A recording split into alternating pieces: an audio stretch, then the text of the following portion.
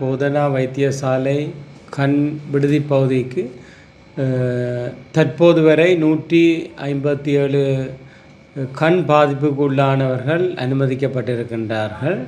அவர்களில் 58 ஆண்கள், 44 பெண்கள், 55 குழந்தைகள் உட்பட இந்த 157 பேரும் குறித்த விடுதியிலும் புதிதாக இன்னும் 2 விடுதிகள் திறக்கப்பட்டுள்ளன.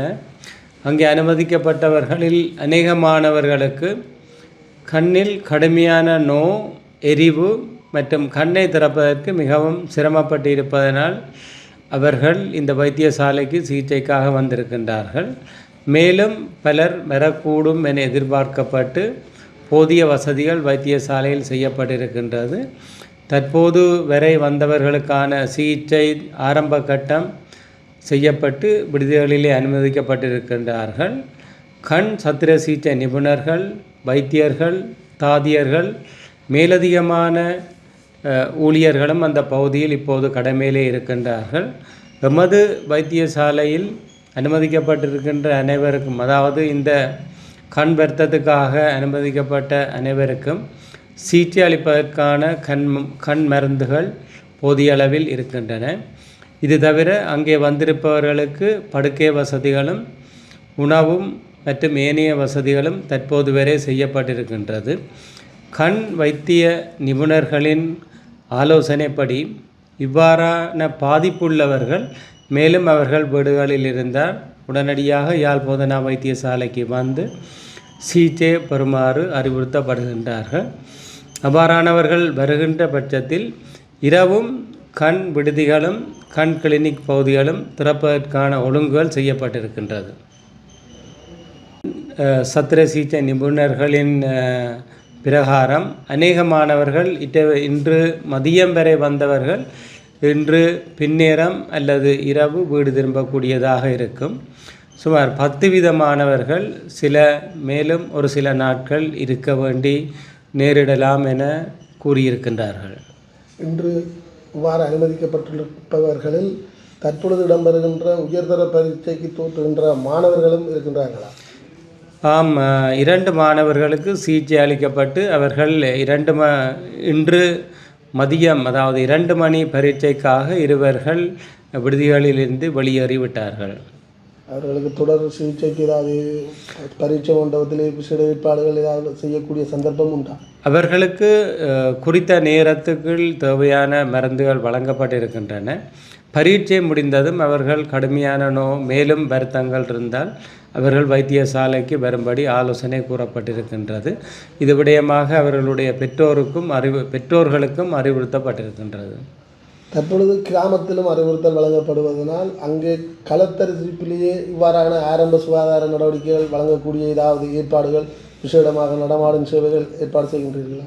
பிராந்திய சுகாதார சேவை பணிப்பாளர் அவருடைய வைத்திய அதிகாரிகள் மற்றும் உத்தியோகத்தர்களோடு அவ்வாறான கடமைகளை மேற்கொண்டு அங்கே இருக்கின்றவர்கள், அதாவது பாதிப்புக்குள்ளானவர்களை அனுப்புவதற்கான நடவடிக்கை எடுத்துள்ளார்கள்.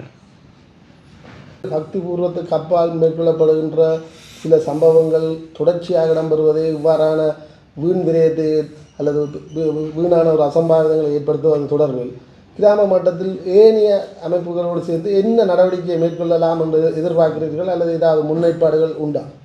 நிச்சயமாக சுகாதார அமைச்சு ஏற்கனவே இது பற்றிய ஒரு அறிக்கையை சமர்ப்பித்திருக்கின்றது. குறிப்பாக இந்த லேசர் லைட் பாவிக்க தடையை செய்துள்ளது, அதாவது பாவிக்க வேண்டாம் என அறிவுரை வழங்கியுள்ளது.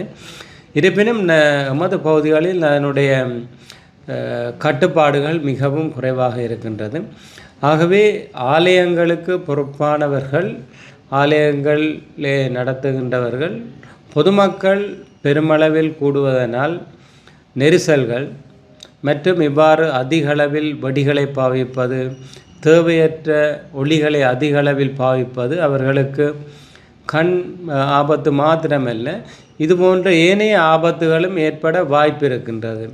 குறிப்பாக சமூக ஊடகங்கள் இருக்கின்றபடியினால் அதிகளவில் ஒரு செய்தி ஒன்றை பிரசுரிக்கின்ற போது மக்கள் ஆர்வத்தோடு அப்பகுதிக்கு செல்வதனால் நெரிசல்களினால் சிக்கி பல்வேறு விதமான சுகாதார கேடுகள் ஏற்படலாம். ஆகவே ஆலயங்கள் உண்மையில் எங்களுடைய அறிவுறுத்தல் அல்லது எங்களுடைய ஆலோசனையின்படி அது மிகவும் பக்திபூர்வமாக இருக்க வேண்டும்.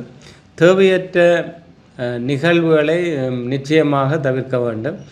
இது ஒரு பக்கம் பொதுமக்களுக்கு பெரும் சுகாதார அசௌகரியங்களை ஏற்படுத்துகின்ற போது பொருளாதாரத்திலும் பெரும் அதாவது பெருமளவில் நிதி மற்றும் பொருள் செலவு ஏற்படுகின்றவற்றை தவிர்க்கலாம் பொதுமக்கள்.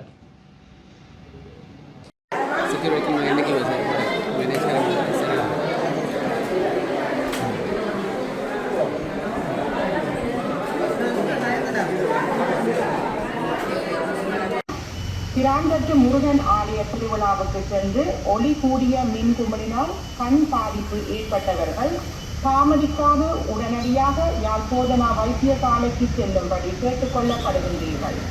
தகவல் அரசாங்க அதிபரும் பிரதேச செயலாளரும். அன்பான எமது மக்களே, நேற்றைய தினம் பிராந்தட்டு முருகன் ஆலயத்தில் நடைபெற்ற திருவிழாவில் கலந்து கொண்ட பலர் பாதிக்கப்பட்டு யாழ்ப்பாண வைத்தியசாலையிலும் மானிப்பாய் வைத்தியசாலையிலும் அனுமதிக்கப்பட்டுள்ளனர். இவ்விழாவில் கலந்து கொண்டவர்களில் கண் பார்வை பிரச்சனை உடையவர்கள் உடனடியாக யாழ்ப்பாண வைத்தியசாலை கண் சிகிச்சை பிரிவிற்கு சென்று உங்கள் கண் பார்வையை பரிசீலிக்க ஒழுங்குகள் மேற்கொள்ளப்பட்டுள்ளது. இதனால் கண் பிரச்சனை உள்ளவர்கள் தாமதிக்காது உங்கள் கண்களை பரிசீலித்துக் கொள்ளுங்கள். தகவல் பிராந்திய சுகாதார சேவைகள் பணிமனை, யாழ்ப்பாணம்.